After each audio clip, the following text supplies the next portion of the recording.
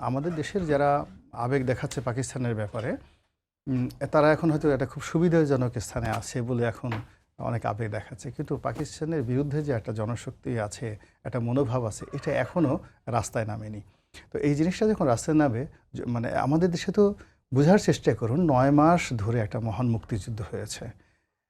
আপনি এশিয়ার কোন দেশে বলেন তো যে 9 মাস এভাবে একটা পরাশক্তির সাথে যুদ্ধ করে স্বাধীনতা লাভ করেছে? নট ইভেন অন্য কোনো দেশ দেখাতে পারবে না, নাম্বার ওয়ান।